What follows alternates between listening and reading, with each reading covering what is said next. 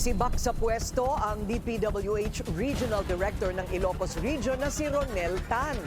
Dahil pa rin sa flood control scandal, kasama niya ang 7 pang opisyal na inalis at iimbestigahan ng ahensya.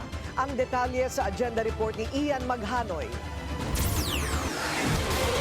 I will be announcing changes in starting with the regions and some districts today. No? And the first announcement I will be making is the relief of 4 regional directors. We are officially relieving today for various reasons. No, specifically because there are ongoing investigations here, which I cannot fully disclose to you. But suffice it to say, we are investigating a lot of people in the department. Mismong si Public Works Chief Vince Dizon ang nag-anunsyo na kanya nang sinisibak ngayong Lunes, January 12, ang 8 opisyal ng ahensya na sinasabing pawang sangkot din sa flood control scandal.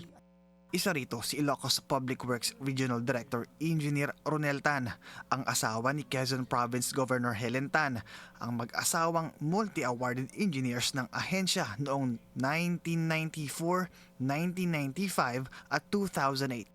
Si Ronel Tan rin ang may questionableng 570 million pesos worth of super substandard flood control projects sa La Union na una ng eksklusibong isiniwalat ng Bilyonaryo News Channel noong nakaraang buwan. Mga alegasyong itinanggi rin ni Tan. Kasama rin sa nirelieve ay si Calabarzon Regional Director Jovel Mendoza, Bicol Regional Director Virgilio Eduarte, Central Visayas Regional Director Danilo Villa, Mimaropa Assistant Regional Director Neil Fajara, Bicol Assistant Regional Director Ani De La Vega, Metro Manila 3rd District Engineer Ruel Omali at South Manila District Engineer Manny Bulusan. Hindi na dinetalye pa ng kalihim ang dahilan sa likod ng pagkakasibak ng mga naturang opisyal. Gayunpaman, isa sa ilalim sila sa investigasyon bilang parte ng due process ng ahensya.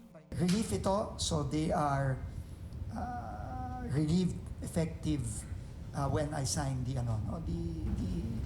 relief orders, which will come in the next day or so. Tatayo namang testigo si Secretary Dizon sa kaso ni resigned Congressman Zaldico. Nakatakda ang paglilitis ng puganting siko sa Sandigan Bayan sa January 20. Nahaharap siya sa kasong graft at malversation kaugnay ng manumalyang 289.5 million peso flood control project sa Oriental Mindoro. Nananatiling nagtatago siko sa ibang bansa. Para sa agenda, Ian Maghanoy, Bilyonaryo News Channel. Manatiling nakatutok sa Bilyonaryo News Channel. Sumubaybay sa aming social media accounts at mag-subscribe sa aming YouTube channel para sa mga bago at eksklusibong balita.